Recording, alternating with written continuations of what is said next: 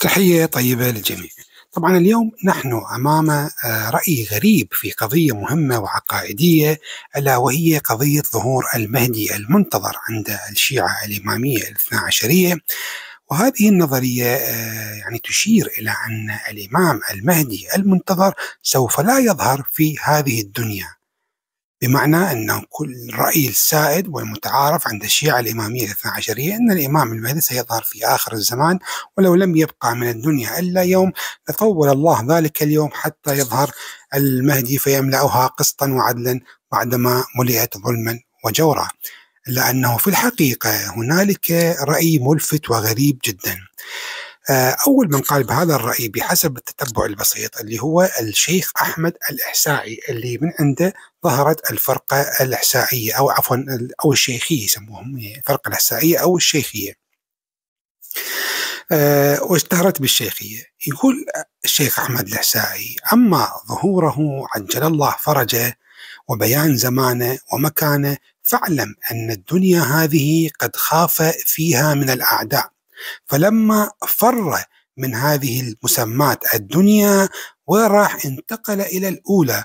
قصد أنه الإمام المهدي خاف على نفسه في هذه الدنيا من الأعداء، فلما فر بالتالي فر من هذه الدنيا وانتقل إلى دنيا اسمها الأولى. والخلق يسيرون إليه، لكنه عليه السلام سريع السير فقطع المسافة في لحظة، والناس يسيرون إلى الأولى يسير بهم التقدير سير السفينة براكبها في هذا النهر الراكد الذي هو الزمان. يعني الإمام انتقل إلى الأولى والناس هم الذين يلحقون به، يعني عكس النظرية السائدة أنه الناس تنتظر ظهور المهدي هو الذي يأتي إليهم. لا، هو ذهب إلى مكان آخر اسمه الأولى، وهذا تعبير قرآني يعني، أو تعبير ورد في بعض الروايات وفي الزيارة. يقول ذهب إلى هذا المكان اللي هو الأولى والناس تسير إليه سير السفينة براكبها. ويقول وكان طرفاء الزمان أوله وآخره لطيفين للطافة الأجسام الواقفة فيهما، ولطافة تلك الأمكنة ووسط الزمان يقول كثيف ككثافة أجسامه وأمكنته. فإذا وصلوا إليه، يعني عندما إنسان يتحقق ويصل إلى هذه المرحلة من اللطافة والشفافة اللي ينتقل فيها من عالم الدنيا إلى عالم الأولى بحسب تعبيره، هو هذا يوم الظهور. فإذا وصلوا إليه قام بالأمر وظهر الدين كله. فالأيام ثلاثة أو الأيام ثلاثة قال تعالى، فالأيام ثلاثة قال تعالى وذكرهم بأيام الله. يقول اليوم الأول هو الدنيا اللي احنا بها، واليوم الثاني هو الأولى اللي هو يوم قيامته ورجعته مع آبائه عليهم السلام وشيعتهم، واليوم الثالث اللي هي يوم القيامة اللي معروف يسموها القيامة الكبرى. يقول هذا ورد في الزيارة الجامعة وحجج الله على أهل الدنيا والآخرة والأولى. طبعا الزيارة الجامعة هي اللي رواها الإمام اللي علي الهادي. يقول ذلك الزمان ألطف وأهله ألطف وأمكنتهم ألطف، حتى أنه في آخره يكون يعني لطافة زمانه بقدر لطافة هذا الزمان 70 مرة. وهذا معنى ما أردنا من أنه في هورقليا وإنه في الإقليم الثامن. يقول إنه هورقليا بالمصطلح الفلسفي القديم، هورقليا معناها عالم البرزخ، يعني العالم الذي يتوسط بين عالمين. يقول هذا معنى كلامنا ظاهر في مكان آخر، قال إنه الإمام موجود في هورقليا، يعني عالم برزخي بين عالم الدنيا وعالم الآخرة، أطلق عليه بحسب الروايات يسموه عالم الأولى. طبعا هو يكثر الحديث عن هذه قضية الشفافية والعالم الشفاف، هذا كله تلقوه موجود في كتاب اسمه جوامع الكلم الجزء الثامن، الطبعة اللي عندي أني الجزء الثامن صفحة 300 عفوا لحظة، الجزء صفحة 150 أو 151. هو أكثر من الكلام بخصوص هذه قضية العالم الشفاف والشفافية في هذا الكتاب. وحتى قال في مقام آخر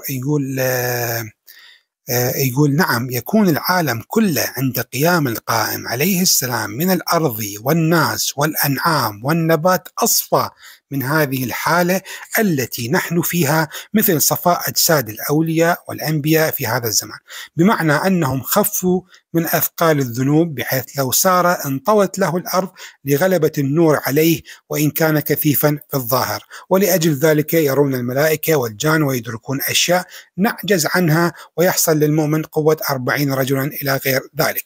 طبعا كلام كله كلام يعني كلام روحاني عرفاني متعلق بعالم الماورائيات، بمعنى كلام غيبي 100%، وإلا يعني كل هذا الكلام فيه نظر ومحل نظر عند البقية.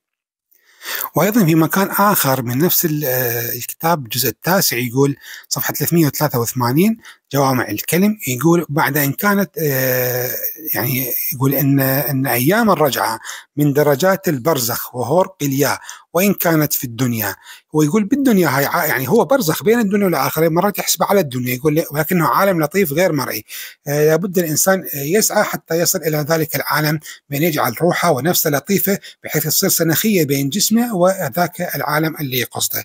يقول لأن اللطافة والكثافة في الزمان والمكان إنما هما بلطافة الأجسام وكثافتها.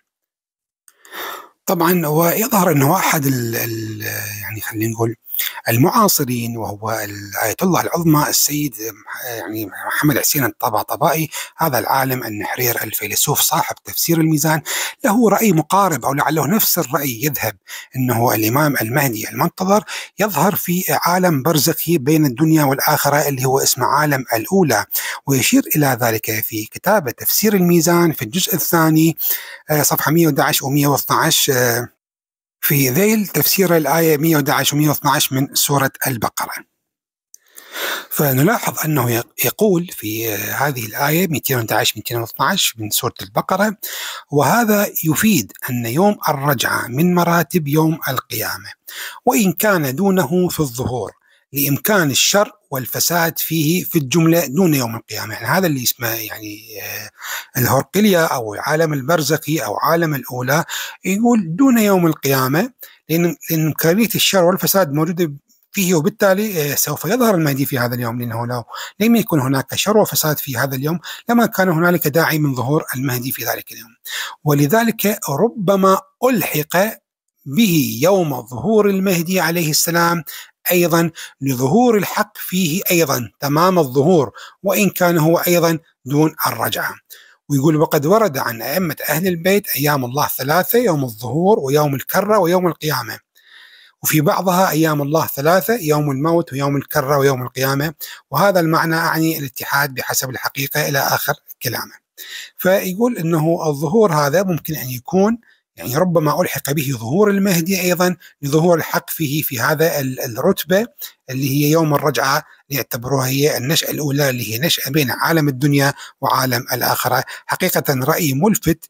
طبعا هذا الرأي يخالف مشهور الإمامية من أنه الإمام المهدي المنتظر سوف يظهر في هذه الدنيا وفي عين هذه الدنيا، باعتبار أن هي الدنيا مسرح ظهوره ومسرح الأحداث الجارية. وهذان رأيان غريبان، هو رأي واحد لعالمين، طبعا عالمين يعني مو قليلين، دول عالمين، محمد حسين الطباطبائي من أعظم علماء الإمامية في القرن العشرين صاحب تفسير الميزان، وأيضا الشيخ أحمد الإحسائي أيضا من مشاهير علماء الإمامية، وتشكلت بعد الفرقة الشيخية، وآراء كانت محل أخذ ونظر عند كثير من هذه الآراء في قضية الرجعة، في قضية الإسراء والمعراج، في قضية المعراج، وفي قضية الظهور، وفي قضية القيامة والبرزخ، وهواي أمور عنده والمعاد، وهواي أمور عنده يعني محل خلاف بين العلماء، إلا أنهم يشهدون له بالعلم وعلو الرتبة، وكذلك الحال مع السيد الطباطبائي. هذا ما أحببت أن أشاركه معكم في هذا الرأي الغريب بهذا اليوم. شكرا لكم جميعا.